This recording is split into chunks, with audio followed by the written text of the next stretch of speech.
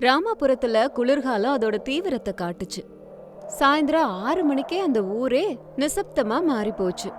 குளிர் காத்து ஜன்னலோட சந்து பொந்து வழியாலாம் உள்ள வந்துச்சு. அந்த ஊர் எல்லையில ஒரு குடிசை வீடு இருந்தது. அந்த வீட்டுக்குள்ள சாரதா பிரசாத்ங்கிற பழைய தம்பதி, அவங்களோட மக ரமேஷ், மருமக அனாமிகா, பசங்க ஹரிஷ், நவ்யா இருந்தாங்க. சாயந்தர வேளையில அந்த வீட்டுக்குள்ள குளிர்காத்து அடிக்கும்போது பயங்கர சத்தமா இருக்கும். அம்மா அம்மா, பசியா இருக்கேம்மா, இன்னைக்கு ராத்திரி என்ன சமைக்க போறீங்க? எனக்கு கூட பசியா இருக்குமா, நேத்து மாதிரி உப்புமா மட்டும் போட்டுடாத, எனக்கு அது பிடிக்கவே இல்ல. இன்னைக்கு ராத்திரி சுட சுட ஏதாவது குழம்பு வைமா, எனக்கு உருளைக்கிழங்கு குருமா வேணுமா. அனாமிகா குழந்தைங்கள முறைச்சு பார்த்து, ஹரிஷ், நவ்யா, கொஞ்ச நேரம் அமைதியா இருங்க, அப்பா இன்னும் வரவே இல்லல்ல, அப்பா வந்ததுக்கு அப்புறம் என்ன கொண்டு வராருன்னு பார்த்து பண்ணலாம்.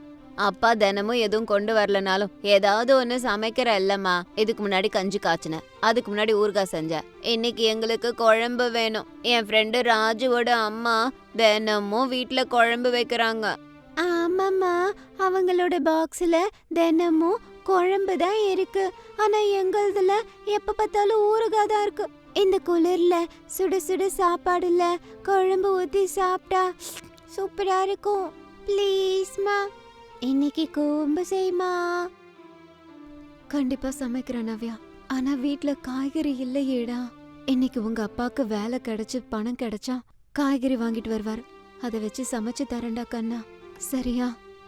ஒரு மூலையில உட்கார்ந்து இருந்த சாரதா, ஏண்டிமா அனாமிகா, பசங்க பசி பசின்னு கத்துதுங்க, அதுங்கள்ட்ட கதை பேசிக்கிட்டு இருக்க, ஏற்கனவே குளிரு, கை காலெல்லாம் இழு இழுன்னு இழுக்குது, சுட சுட ஏதாவது குழம்பு தருவியான்னு பார்த்தா அது கூட கிடையாது. எப்பவும் போல குழந்தைங்களுக்கு ஆசையை கிளப்பி விட்டுருவியா, இல்ல ஏதாவது செய்வியா? அத்தை, விறகு எல்லாம் வெளியில நனைஞ்சிருக்கு, புகையை தவிர வேற எதுவும் வர்றதில்ல, அதுக்கே என்ன பண்ண போறேன்னு தெரியல. அது தெரியாம முழிச்சுக்கிட்டு இருக்கும்போது குழந்தைங்க வேற கூட சேர்ந்து கலாட்டா பண்றாங்க. நல்லது சொல்லிக்கிட்டு இருக்கேன் அத்தை. சமாதானப்படுத்தா வயிறு நிறைஞ்சிருமா? உன்னால எதுவும் நடக்காது. ஆனா வார்த்தைய பாரு, வானத்தை தாண்டி. பக்கத்து வீட்டு கௌரி கிட்ட பேசி கொஞ்சம் நல்ல விரவதான் வாங்கிட்டு வாயேன், அவ்வளோ கூட யோசிக்க முடியாது. போய் கேட்டேன் அத்தை, அவங்க வீட்டு விறகும் பனியில நனைஞ்சிருச்சான். குளிர் நாள்ல எல்லார் நிலைமையும் ஒன்னாதான் இருக்கு. அப்போ அங்க இருந்த பிரசாத் பசியில சிடு சிடுன்னு சாரதா கிட்ட பேசினாரு. சாரதா, நீ அனாமிகா கிட்ட கத்துறத விட்டுட்டு சாப்பிட வீட்ல ஏதாவது இருக்கா இல்லையான்னு பாரு. பசியில தொண்டையெல்லாம் வலிக்குது. இந்த ரமேஷை இன்னும் காணா, அவன் வரலன்னா அடுப்பு இங்க எரியாத. அவனை பத்தி உங்களுக்கு தெரியாதா? கையில ஏதாவது கிடைக்கிற வரைக்கும் வீட்டுக்கு வரமாட்டான். வந்துட்டு அம்மா வேலை கிடைக்கலன்னு சொல்லி வெறும் கைய காட்டுவான். நம்ம ஆசையா உட்கார்ந்துருப்போம். அவனை ஏன் இப்படி பேசுற? பாவம், அவன் என்ன பண்ணுவான்? இந்த குளிர்காலத்துல வேலை கிடைக்கிறதே குதிரை கொம்பு. அம்மா அனாமிகா, ராத்திரிக்கு வீட்ல சமைக்க அரிசி இருக்காம்மா? அரிசி இருக்கு, கொஞ்சமா இருக்கு, எல்லாருக்கும் சரியாகாது, அதனாலதான் கஞ்சி காய்ச்சலான்னு இருக்கேன். ஆனா குழந்தைங்க குழம்பு வேணும்னு அடம் பிடிக்கிறாங்க மாமா. எங்களுக்கு கஞ்சி வேணாம் தாத்தா, எங்களுக்கு குழம்பு தான் வேணும், இன்னைக்கு எங்களுக்கு குழம்பு தான் வேணும். டே ஹரிஷா, நம்ம நிலைமை உனக்கு புரிய மாட்டேங்குதே. அம்மாவை தொந்தரவு பண்ணக்கூடாது. அம்மா அனாமிகா, குழந்தைங்கள நீதான் சமாதானப்படுத்தணும், இல்ல இருக்கிறத வச்சு ஏதாவது ஒண்ணு கொடுமா. அதுக்குள்ள வெளியில இருந்து யாரோ கூப்பிடுற சத்தம் கேட்டுச்சு. அனாமிகா போய் கதவை திறந்தா. பக்கத்து வீட்டு லக்ஷ்மி, அவங்க கணவன் சேகர் கையில ஏதோ பையோட வந்து நின்னாங்க. வாங்க லக்ஷ்மி அத்தை, வாங்க சேகர் மாமா, இந்த நேரத்துல வந்திருக்கீங்க? என்ன சொல்றதுமா அனாமிகா, எங்க வீட்ல சமைக்க என்ன தீந்துருச்சு, உன்கிட்ட ஏதாவது கிடைக்குமோன்னு இங்க வந்தோம். இந்த குளிர்ல என் புருஷனுக்கு இரும்பல் அதிகமாயிடுச்சு, ஏதாவது செஞ்சு கொடுக்கலான்னா எதுவும் இல்ல. ஆமாம்மா அனாமிகா, உடம்பு ஒன்னும் முடியலம்மா. உங்க வீட்ல புகை வர்றத பார்த்த சமைக்கிறேன்னு தெரிஞ்சுது. லக்ஷ்மியா, வாமா. எங்க வீட்ல என்ன நிலைமைன்னு எங்களுக்கே இன்னும் தெரியல, அதுல பங்கு போட நீங்களும் வந்துட்டீங்களா? அப்படி சொல்லாதீங்க சாரதாக்கா, ஆபத்துல உதவுறவங்க தான் உற்ற உறவினர். அனாமிகா, உண்மையிலேயே எதுவும் இல்லையாம்மா? உண்மையாதான் அத்தை, எண்ணெய் பாட்டில் காலியாகி 2 நாள் ஆகுது. தண்ணில தான் தாளிக்கிறேன், இல்லைன்னா தாளிப்பே இல்லாம செய்யறேன். தப்பா நினைச்சுக்காதீங்க. பரவாயில்லம்மா, ஏழைங்க கஷ்டம் ஏழைங்களுக்கு தான் தெரியும். எங்க வீட்லயும் நாளைக்கு அரிசி இல்ல. இந்த குளிர்காலம் நம்மள கொன்னுடும் போல இருக்கு. கொஞ்ச நேரம் உட்காரு சேகரா, ஏன் ரமேஷ் பையன் வருவான், ஏதாவது கொண்டு வருவான். அப்போ எல்லாரும் அமைதியா உட்கார்ந்து இருந்தாங்க. குளிர் காத்து அடிக்கிற சத்தம் மட்டும் உள்ள கேட்டுட்டு இருந்தது. குழந்தைங்க ஹரிஷ், நவ்யா திரும்ப அழ ஆரம்பிச்சாங்க. அம்மா பசிக்குதுமா, பசிக்குது. ப்ளீஸ் நவ்யா அழாத. அப்பா வருவாருல்ல, வரும்போது பெரிய பை நிறைய காய்கறி வாங்கிட்டு வருவாரு. வந்ததுக்கு அப்புறமா எல்லாம் செஞ்சு தரேன், உருளைக்கிழங்கு குருமாவும். நீ எப்பவும் இப்படிதான் சொல்ற, எனக்கு இப்ப ரொம்ப பசிக்குது. குழந்தைங்க பசிய நிப்பாட்ட முடியுமாமா? கிச்சன்ல டப்பால ஏதாவது இருக்கான்னு பாரு, பொட்டுக்கடலை இருந்தா எடுத்து கொடு. பொட்டுக்கடலை கூட இல்ல அத்தை. ரமேஷ் ரொம்ப களைப்போட வீட்டுக்கு நடந்து வந்தான். கையில பை இருந்தாலும் அதுக்குள்ள எதுவுமே இல்ல. எல்லாரும் ஆவலா ரமேஷ் எதிர்பார்த்துட்டு இருந்தாங்க. ஆமா அப்பா. என்னடா குரல்ல ஜீவனே இல்ல, வேலை கிடைக்கலையா? ஆமாம்மா, சந்தையில யாரும் கூலிக்காக வரவே இல்லம்மா. குளிர்ல யாரும் வீட்டை விட்டே வெளியே வரல. ஒரு முதலாளிய கெஞ்சி கேட்டு பார்த்தேன், வேலை இல்லைன்னு எட்டி உதச்சிட்டாரு. கையில ஒரு பைசா இல்லம்மா.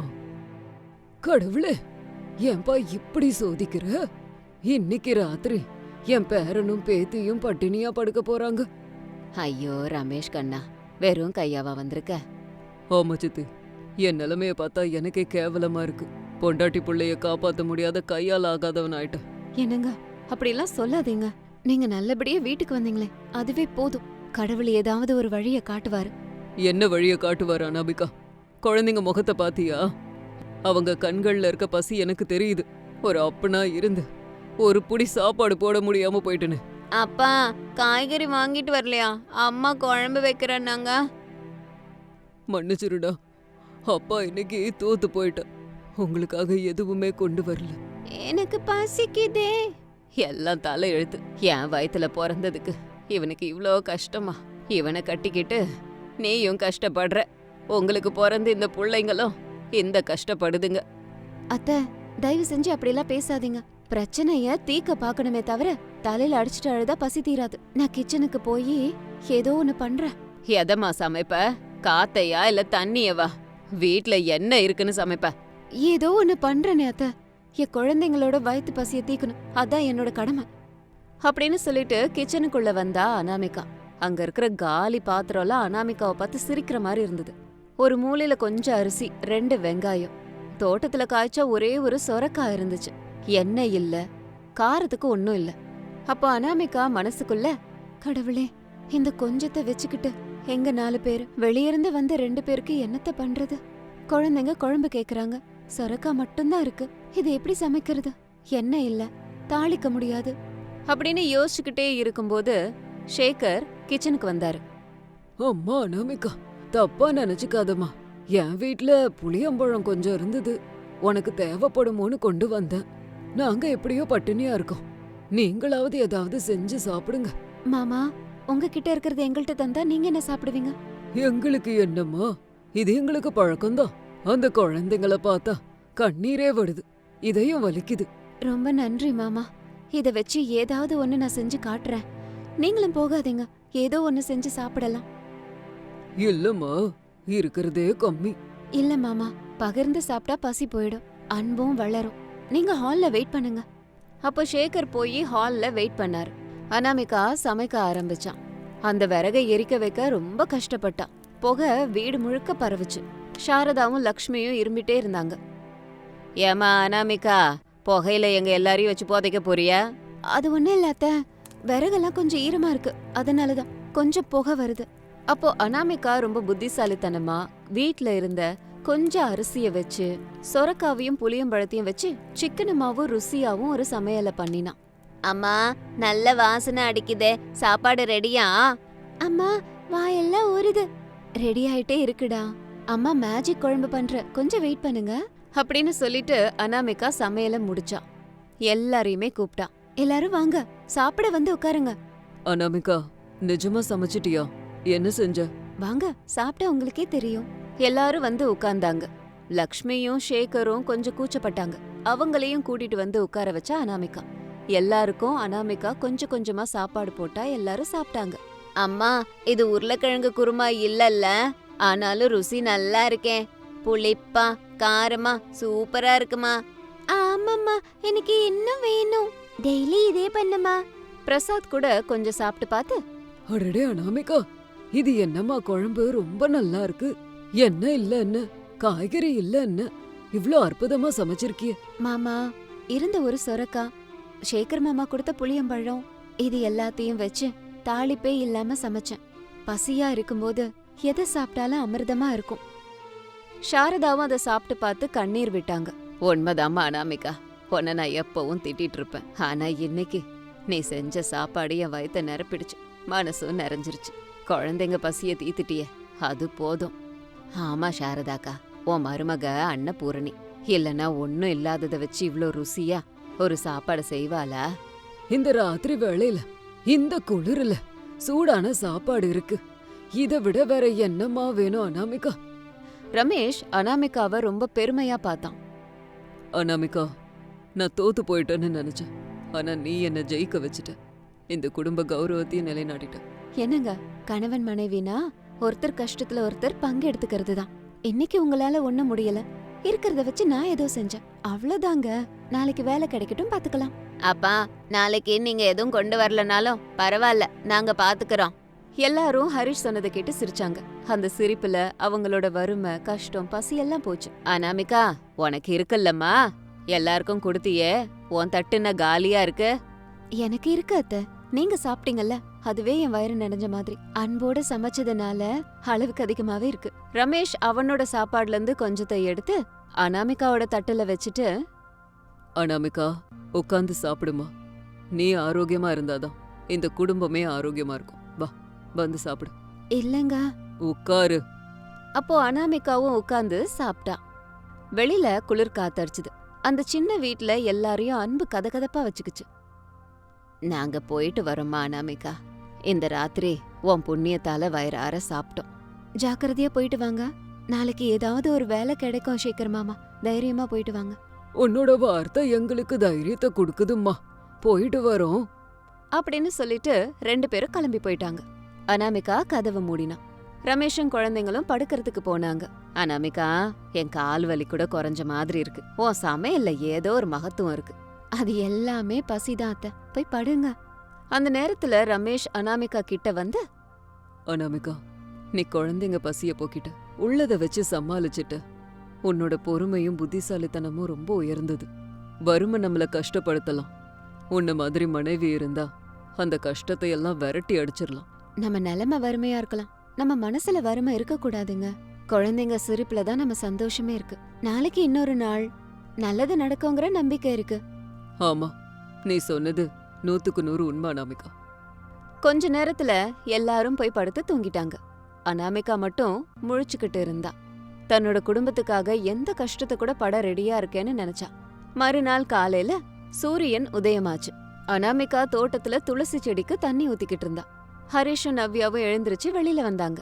குட் மார்னிங் அம்மா. இன்னைக்கு கூட ராத்திரி செஞ்ச குழம்பு செய்யுங்கம்மா. குழந்தைங்களா, அப்பா இன்னைக்கு வேலைக்கு போயிருக்காரு, இன்னைக்கு கண்டிப்பா காய் வாங்கிட்டு வருவாரு. நீங்க கேட்ட எல்லாத்தையும் சமைச்சு தரேன், சரியா? ஆமா பசங்களா, இன்னைக்கு கண்டிப்பா வாங்கிட்டு வரேன். அனாமிகா, நான் போயிட்டு வரேன். ஜாக்கிரதையா போயிட்டு வாங்க, கடவுள் உங்களுக்கு துணையா இருப்பாரு. ரமேஷ் உற்சாகமா வேலை தேடி போனான். சாரதாவும் பிரசாதும் கூட வாசல் வரைக்கும் வந்து அவனை வழி அனுப்பி வச்சாங்க. குளிர்காலம் கஷ்டத்தை கொடுத்தாலும் அந்த குடும்பத்துல அனாமிகா கொடுக்கற தைரியம் எல்லாரையுமே உற்சாகப்படுத்துச்சு. இது இன்னைக்கு ஸ்டோரி. இதே மாதிரி இன்னொரு ஸ்டோரியோட உங்களை மறுபடியும் மீட் பண்றேன். அது வரைக்கும் பாய் பாய். ராமாபுரத்துல இந்த வருஷம் பனி அளவுக்கு அதிகமா பொழிஞ்சிட்டு இருந்தது. சாயந்தரம் 6 மணிக்கெல்லாம் மக்கள் கதவெல்லாம் மூடிக்கிட்டு உள்ள போயிட்டாங்க. பிரசாதோட வீடு ரொம்ப சின்னது, ஆனா குடும்பம் மட்டும் ரொம்ப பெருசு. பிரசாத், சாரதா, அவங்களோட பையன் மருமக ரமேஷ், அனாமிகா, அவங்களோட 3 குழந்தைங்க ஹரிஷ், நவ்யா, பவ்யா, மொத்தம் 7 பேரு அந்த சின்ன வீட்டுல தான் வாழ்ந்தாகணும். ஏம்மா சாரதா, அந்த ஜன்னல் கதவை சரியா மூடலையா? குளிர் காத்து உள்ள வந்துகிட்டு இருக்கு பாருமா. அந்த காத்து என் காலை கட்டக்காலாக்க பாக்குது. மூடிட்டனேங்க, அது பழைய கதவு இல்ல, சந்துல இருந்து காத்து வருதுங்க. அனாமிகா, பழைய துணி ஏதாவது இருந்தா அந்த ஜன்னல்ல போய் சொருகி வையுமா. சரி அத்த, இப்பவே போய் வைக்கிறேன். ஹரீஷ், சரியா உட்காந்து சாப்பிடுப்பா, சாப்பாடு சிந்தாத. அம்மா, எனக்கு இடமே பத்தல, நவ்யா என்ன தள்ளிக்கிட்டே இருக்கான். நான் ஒன்னும் தள்ளலம்மா, ஹரிஷ் தான் நெருக்குறான். பவ்யா அவ முட்டிய என் மேல வச்சுக்கிட்டு இருக்கான். எனக்கு இடம் பத்தலம்மா. அப்பா, என்னடா இதெல்லாம்? சாப்பிடும்போது கூட நிம்மதியா இல்ல. இதுவே சின்ன வீடு, அட்ஜஸ்ட் பண்ணி தான் ஆகணும். இப்படி சண்டை போடக்கூடாது. ஏன் கத்துறீங்க? அவங்க குழந்தைங்க. நம்ம வீடு நிஜமாவே சின்னதா தானே இருக்கு. எல்லாரும் பக்கத்து பக்கத்துல உட்கார்ந்து தான் சாப்பிட முடியும். ஆமாண்டா, குழந்தைங்க வளர்றாங்க. அவங்க படுக்கவும் படிக்கவும் இடம் சரியா வேணும் இல்லையா? இந்த குளிர்காலத்துல இந்த வீட்ல நம்ம எல்லாரும் ஹால்ல தான் படுத்தாகணும். என்ன பண்றது சாரதா? நம்ம நிலைமை அவ்வளோதான். ரமேஷ் கஷ்டப்பட்டுட்டு இருக்கானே தவிர வீட்டை விரிவடைக்கிறதுக்கு தேவையான பணம் அவனுக்கு கிடைக்கல. நம்ம அது வரைக்கும் அட்ஜஸ்ட் பண்ணி தான் ஆகணும். சாரிப்பா, எவ்வளோ கஷ்டப்பட்டாலும் என் கடன் தீர்றதில்ல. இந்த வீட்டுக்கு மேல இன்னொரு ரூம் போடலான்னு பார்த்தா சிமெண்ட் விலை அதிகமா இருக்கு. இப்ப எதுக்கு அதெல்லாம்? சாப்பிடுங்க. ரசம் ஆறிக்கிட்டு இருக்கு பாருங்க. எல்லாரும் சூடா சாப்பிட்டாங்க. இப்பதான் உண்மையான பிரச்சனை ஸ்டார்ட் ஆச்சு. அனாமிகா, கட்டில எப்படிமா போடுறது? அத்த, நீங்க மாமா ரூம்ல கட்டில்ல படுத்துக்கோங்க. உங்களுக்கு பனி ஆகாதுல்ல. அப்புறம் குழந்தைங்க? பசங்க எல்லாரும் ஹால்ல பாய போட்டு படுக்கட்டும். ரமேஷ் கூட ஹால்லே ஒரு பக்கமா படுத்துக்கட்டும். நீ அனாமிகா? நான் கிச்சன்ல படுத்துக்கிறேங்க. அம்மா, கிச்சன்ல கருப்பாம்பூச்சி இருக்கும். நான் படுக்க மாட்டேன். நீ இல்லடா கண்ணா, நான் படுக்க போறேன்னு சொன்னேன். அம்மா, ஹால்ல இடம் பத்தல. நேத்து ராத்திரி ஹரிஷ் அவன் காலை என் மேல போட்டான். பிளேஸே இல்ல தெரியுமா? நான் அம்மா கூட தான் படுப்பேன். இங்க பாருங்க, ஹால்ல 4 பேர் படுத்தாலே இடம் சரியா போயிடும். கிச்சன்ல பொருள் இருக்கறதால அங்க ஒருத்தர் தான் படுக்க முடியும். பெட்ரூம்ல ஒரே ஒரு கட்டில் தான். அப்படின்னா நான் வராண்டால படுத்துக்கிறேன். வெளிய பனி பொழியுதுடா. உனக்கு சைனஸ் இருக்கு. வராண்டால படுத்தேனா விடியறதுக்குள்ள ஜுரமே வந்துரும். சரி, ஒரு வேலை செய்யலாம். உங்களுக்கு பனி ஆகாதுங்கறதால நீங்க கிச்சன்ல படுங்க. குழந்தைங்க ஹால்ல படுத்துக்கிட்டோம். நான் மாடியில போய் படுத்துக்கிறேன். என்னது, மாடிலையா? உனக்கு என்ன பைத்தியமா அனாமிகா? மேல ஓப்பனா இருக்கும். பனி டைரக்டா மண்டையில விழும். அங்க இருக்கிறது ஒரு சின்ன ஸ்லாப் மட்டும்தான். அங்க படுத்தேனா ஐஸ் கட்டி ஆயிடுவ. வேண்டாம். இல்ல ரமேஷ், எனக்கு கிச்சன்ல கொஞ்சம் மூச்சு முட்டுது. அந்த எண்ணெய் ஸ்மெல்லு எனக்கு தலைவலிய கொடுக்குது. மேல காத்து வரும், அதுவே எனக்கு போதும். அனாமிகா, போய் சொல்லாதடிமா. இங்க கஷ்டமா இருக்கேன்னு ஏதேதோ காரணம் சொல்ற. நீ இந்த வீட்டு மகாலட்சுமி. உன்னை பனியில படுக்க வச்சுட்டு நாங்க உள்ள படுக்கிறதா? ஐயோ, அப்படியெல்லாம் ஒண்ணுமே இல்ல அத்த. நிஜமாவே எனக்கு மேல படுத்துக்கிட்டு நட்சத்திரத்தை பார்க்க பிடிக்கும். அது மட்டும் இல்ல, நான் சாக்கு பையி பழைய போர்வையெல்லாம் போத்திக்கிறேன். எனக்கு குளிராது. குழந்தைங்க ஹால்ல ஃப்ரீயா படுத்துக்கிட்டோம். அவங்க தூக்கம் முக்கியம் இல்லையா? படிக்கிற குழந்தைங்க. ஹரிஷ்க்கு நாளைக்கு எக்ஸாம் வேற இருக்கு. அம்மா, மேல படுத்தா பேய் வராதா? அம்மா கிட்ட பேய்லாம் வராதுடா. அம்மாவே ஒரு பேய் தானே. அனாமிகா, வேண்டாம். சொல் பேச்ச கேளு. நீ இங்கேயே படுத்துக்கோ. நான் வேணா உட்காந்துக்கிட்டே தூங்குறேன். நீங்க நாள் முழுக்க வேலை பாக்குறீங்க. உங்களுக்கு தூக்கம் வேணும். ப்ளீஸ் ரமேஷ், என் பேச்ச கேளுங்க. சின்ன விஷயத்த இவ்ளோ பெரிய விஷயமாக்காதீங்க. அனாமிகா யார் பேச்சையும் கேட்காம மேல ஏறி போய்கிட்டு இருந்தா. ரமேஷால அவளை தடுக்க முடியாம அப்படியே நின்னுட்டு இருந்தான். சாரதா கண்கள்ல கண்ணீர் வந்துச்சு. இப்போ சுத்தி பார்த்தா ஒரே இருட்டு. குளிர் காத்து பயங்கரமா வீசுச்சு. வானத்துல மேகமூட்டமா இருந்தது. அனாமிகா ஒரு மூலையில பாய போட்டான். அனாமிகா சொன்ன மாதிரி இல்ல சூழ்நிலை அங்க. அவ சொன்னதை விடவும் கடினமா இருந்துச்சு. அனாமிகா சாக்கு பைய கால்ல சுத்திட்டு அதுக்கு மேல போர்வைய போத்திக்கிட்டு இருந்தா. கீழே குழந்தைங்க கத்தல் சத்தம் முடிஞ்சது. அவங்க நிம்மதியா படுத்து தூங்குனாங்க. அது அவளுக்கு கொஞ்சம் நிம்மதிய கொடுத்தது. ஆனா உடம்பெல்லாம் குளிர ஆரம்பிச்சிருச்சு. ஐயோ, இன்னைக்கு என்ன பனி விபரீதமா இருக்கு. கால்ல கோணி போத்தியும் இப்படி குளிருது. வேற வழி, குழந்தைங்க ஃப்ரீயா தூங்கணுமே. அத்தைக்கு ஆஸ்துமா இருக்கு, அவங்க தூங்கணும். ரமேஷ் களைப்பா வந்திருப்பாரு, அவருக்கு தூக்கம் ரொம்ப முக்கியம். வீடே இப்போ அமைதியா இருக்கு. அனாமிகா குளிர் தாங்காம எழுந்து உட்கார்ந்துட்டு இருந்தா. கைய தேய்ச்சிக்கிட்டு இருந்தா. அப்ப ரமேஷ் கீழ இருந்து ஒரு போர்வை எடுத்துட்டு வந்தான். அனாமிகா, என்னங்க இங்க வந்திருக்கீங்க? இன்னும் நீங்க தூங்கலையா? இங்க ஒரே பனியா இருக்கு, கீழே போங்க. ரமேஷ் அவளுக்கு பக்கத்துல வந்து உட்கார்ந்தான். நீ இங்க நடுங்கிட்டு இருக்கும்போது நான் கீழே எப்படி நிம்மதியா தூங்குவேன்? ஏன் இவ்ளோ அடம் பிடிக்கிற? நான் உன்ன அடம் பிடிக்கலங்க ரமேஷ், இதான் அட்ஜஸ்ட் பண்ணிக்கிறது. நம்ம குடும்ப சூழ்நிலை தெரியாதா? நம்ம குடும்பம் பெருசு, வீடு சின்னது. யாராவது ஒருத்தவங்க குறையணும்ல. அந்த ஆள் நீயாதான் இருக்கணுமா? கல்யாணம் ஆன புதுசுல எவ்ளோ சத்தியம் பண்ண உனக்கு. வீடு கட்டுவேன், உன்னை ராணி மாதிரி பாத்துக்குவேன்னு. ஆனா இப்போ உன்னை டெரஸ்ல இப்படி பனியில படுக்க வச்சுட்டேன்னு என்ன மன்னிச்சிரு அனாமிகா. அனாமிகா ரமேஷ் கிட்ட, நீங்க கவலைப்படாதீங்க, நம்ம ஏழைகளா இருக்கலாம், ஆனா நமக்குள்ள அன்பு இருக்கு. அது எனக்கு 10 மாடி கட்டிடம் மாதிரி. இந்த பனியெல்லாம் 3 மாசம்தான் இருக்கும். அதுக்கப்புறம் எல்லாம் சாதாரணமாயிடும். நீங்க போய் படுத்துக்கோங்க. காலையில வேலைக்கு போனல. நான் போக மாட்டேன். நான் இங்க இந்த இடத்துல தான் படுத்துக்குவேன். இந்த இருட்டுல உன்னை தனியா விட மாட்டேன். வேண்டாம் வேண்டாம், உங்களுக்கு சைனஸ் இருக்கு. இறங்கி போங்க. தலைவலி வேற வரும். கீழே குழந்தைங்க பயப்படுவாங்க. போங்க. அனாமிகா ரமேஷ பலவந்தமா கீழே அனுப்பிவிட்டான். ரமேஷும் வேற வழி இல்லாம கிளம்புனான். அனாமிகா மறுபடியும் போத்திக்கிட்டு படுத்தா. வானத்தை பாத்துக்கிட்டு கடவுளை வேண்டிக்கிட்டே இருந்தா. கடவுளே, என் கணவனுக்கு நல்ல சக்திய கொடு. என் குழந்தைங்க நல்லா படிக்கணும். எங்களுக்கு ஒரு நல்ல வீடு கட்டுற வலிமைய கொடு. அது வரைக்கும் நானும் இந்த குளிர தாங்குற சக்திய கொடு. மறுநாள் காலையில 6 மணிக்கு அனாமிகா எழுந்து நின்னா. உடம்பு முழுக்க பயங்கரமான வலி. மூக்க அடைச்சுக்குச்சு. தொண்டை வலி வந்தது. ஆனா அவ அது எதையும் வெளியில காட்டாம கீழே இறங்கி வந்தா. அனாமிகா, வந்துட்டியம்மா? ராத்திரி தூக்கம் வந்துச்சா? நல்லா வந்தது அத்தை. மேல காத்து ரொம்ப நல்லா இருந்துச்சு. என் தலைவலி கூட குறைஞ்சு போச்சு. நிஜமாமா? ஆனா நாங்க ராத்திரி முழுக்க உன்னை பத்தி தான் பேசிக்கிட்டு இருந்தோம். தூக்கமே வரல பாத்துக்கோ. ஐயோ மாமா, நீங்க ஒன்னும் கவலைப்படாதீங்க. ஸ்ட்ராங்கா நான் ஒரு காஃபி குடுக்கறேன். அனாமிகா கிச்சனுக்கு போய் ஒரு காஃபிய போட்டா. அவளுக்கு திடீர்னு பயங்கரமான தும்மல் வந்தது. முந்தானையில மூக்க தொடச்சுக்கிட்டு யாருக்கும் கேட்காம தும்பிக்கிட்டே இருந்தா. அம்மா, குட் மார்னிங். ராத்திரி ஹால்ல எவ்ளோ இடம் இருந்துச்சு தெரியுமா? நானும் பவ்யாவும் உருண்டு பிறண்டு தூங்கணும். நீ தினமும் மேலேயே படுத்துக்கோமா. சரிடா கண்ணா, உங்க சந்தோஷம் தானே எனக்கு முக்கியம். அம்மா, தலை சீவுறீங்களா? தோ வரேன்டா கண்ணா. இப்படியே ஒரு வாரம் போச்சு. தினந்தோறும் அனாமிகா மாடியில படுக்கிறது, காலையில எழுந்திருச்சு எதுவும் நடக்காத மாதிரி வேலை பாக்குறது, இது தொடர்ந்துகிட்டே இருந்துச்சு. ஆனா இதே மாதிரி ரொம்ப நாள் இருக்க முடியாதே. அனாமிகா ஆரோக்கியம் கொஞ்சம் கொஞ்சமா குறைய ஆரம்பிச்சுது. அவளுக்கு உள் ஜுரம், கபம் எல்லாம் ஆரம்பிச்சுது. ஆனா மருந்த போட்டுக்கிட்டு சைலண்டா இருந்தா. ஒரு நாள் ராத்திரி பனி ரொம்ப அதிகமா இருந்தது. டெம்பரேச்சர் 18 டிகிரிக்கு போச்சு. அனாமிகா மேல படுத்துக்கிட்டு இருந்தா. ராத்திரி வேளையில அவளுக்கு பயங்கரமான நடுக்கம் வந்தது. பல்லெல்லாம் டைப் அடிச்சுது. அந்த போர்வை அவளுக்கு பத்தல. ஐயோ, இன்னைக்கு தாங்க முடியலையே. மூச்சு விட முடியல. கண்ணெல்லாம் வலிக்குது. கடவுளே, காலையில எழுந்திருச்சு குழந்தைங்களுக்கு சாப்பாடு செய்யணும். எனக்கு எதுவும் ஆகக்கூடாது. அனாமிகா அப்படியே மயங்கி விழற ஸ்டேஜுக்கு வந்தா. அப்போ ஹரிஷுக்கு திடீர்னு முழிப்பு வந்துச்சு. அவன் பாத்ரூம் போகணும்னு எந்திரிச்சான். அம்மா பக்கத்துல இல்லையேங்கிறது ஞாபகம் வந்து மேல பார்த்தான்.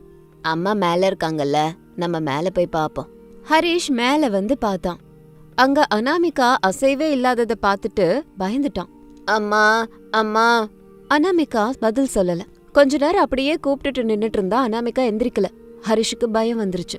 தாத்தா, அப்பா, அம்மாக்கு ஏதோ ஆயிடுச்சு, சீக்கிரம் வாங்க. ஹரிஷ் சத்தத்தை கேட்டு எல்லாருமே எழுந்திருச்சு நின்னாங்க. ரமேஷ், பிரசாத், சாரதா எல்லாரும் மேல வந்து பார்த்தாங்க. அனாமிகா, அனாமிகா, எந்திரிமா. ஐயோ, நெருப்பா கொதிக்குதே. அப்பா, அனாமிகாக்கு ஹை ஃபீவர், மயக்கமா இருக்கா. ஐயோ, சொன்னனே, எங்கேயாவது கேட்டாளா? இப்ப பாத்தியா? ரமேஷ் கீழே கூட்டு போடா. ரமேஷ் அனாமிகாவை கீழே கொண்டு வந்து கட்டில்ல போட்டான். ஹால்ல படுக்க வச்சான். சாரதா உடனே போர்வையால போத்தினாங்க. நவ்யாவும் பவ்யாவும் அழுதாங்க. நான் டாக்டரை கூட்டிட்டு வரேன். வேண்டாண்டா, இந்த நேரத்துல யாரும் வரமாட்டாங்க. நம்ம தான் ஏதாவது பண்ணி ஆகணும். சாரதா, சூடா பாலும் மஞ்சள் எடுத்துட்டு வா. காலையும் கையும் தேய்ச்சி விடுங்கடாப்பா. எல்லாரும் சேர்ந்து அனாமிகாவுக்கு சேவை செஞ்சாங்க. என்ன வேலை பார்த்தம்மா, நாங்க நல்லா இருக்கணும்னு உன்னை இப்படி தியாகம் பண்ணிட்டு இருக்கே. தினமும் நல்லா இருக்கன்னு போய் சொல்லிக்கிட்டே இருந்திருக்க. அம்மா, இந்திரிமா, தினமும் நான் தனியா படுப்பேன்னு தகராறு பண்ண மாட்டேன். அம்மா கூட தான் படுப்பேன். அம்மா, சாரிம்மா, நீங்க மேலதான் படுக்கணும்னு சொன்னதுக்கு சாரி. 1 மணி நேரம் போனதுக்கு அப்புறம் அனாமிகா மெதுவா கண்ணை திறந்தா. அவளை சுத்தி குடும்பமே நின்னுக்கிட்டு இருந்துச்சு. என்ன ஆச்சு? நீங்களாம் எதுக்காக அழுதுட்டு இருக்கீங்க? மணி என்ன ஆச்சு? குழந்தைங்க ஸ்கூலுக்கு போகணும்ல, சமைக்கணுமே. இன்னும் சமையலை பத்தி தானா? உனக்கு உன் உயிரே போக போகுது, அதை பத்தி யோசி. பைத்தியக்காரி, எதுக்காக நீ எங்களுக்காக இப்படி பண்ற? அது இல்ல ரமேஷ், நீங்களும் குழந்தைங்களும் நல்லா இருக்கணும்னு நினைக்கிற, அவ்வளவுதான். அம்மா அனாமிகா, நீ நல்லா இருந்தாதான் நாங்க நல்லா இருப்போம். இந்த மாதிரி தியாகம்லாம் வேண்டாம்மா. நீ ஆரோக்கியமா இருந்தாதான் நாங்க நல்லா இருப்போம். வீடு சின்னதா இருந்தாலும் நம்ம மனசு பெருசு. நாளையில இருந்து யாரும் வெளியே போக கூடாது. ஆமா, எல்லாரும் இங்க தான் படுத்து தூங்கணும். வேணும்னா பாத்திரத்தெல்லாம் தூக்கி வெளியே போடுவோம். மனுஷங்க தான் முக்கியம். பாத்திரங்களை மேல போட்டா பனில நனைஞ்சிருமே அத்தை. நனைஞ்சு போட்டோம், உன்னை விட எதுவும் முக்கியம் இல்ல. அடுத்த 3 நாள்ல அனாமிகா ஜுரம் குறைஞ்சுது. ஆனா களைப்பா இருந்தா. ரமேஷ் ஆபீஸ்க்கு லீவ் போட்டான். குழந்தைங்களும் ஸ்கூலுக்கு லீவு போட்டாங்க. எல்லாரும் வீட்லயே இருந்தாங்க. அப்பா, நான் ஒரு முடிவு எடுத்திருக்கேன்ப்பா. என்னப்பா? நம்ம ஹால்ல இருக்க பழைய சோஃபா, அந்த பீரோ எல்லாத்தையும் எடுத்துடலாம்ப்பா. தேவையில்லாத பொருட்களை எல்லாம் வித்துருவோம். இல்லைன்னா மேல ஒரு ஷெட்டு மாதிரி போட்டு வச்சிடலாம். அப்ப ஹால்ல நமக்கு நிறைய இடம் கிடைக்கும்ல, எல்லாரும் ஹாப்பியா படுத்துக்கலாம். ஆமாப்பா, என் பழைய சைக்கிள், நவ்யாவோட பழைய பொம்மையெல்லாம் தூக்கி போட்டுருங்க, நமக்கு இடம் கிடைக்கும்ல.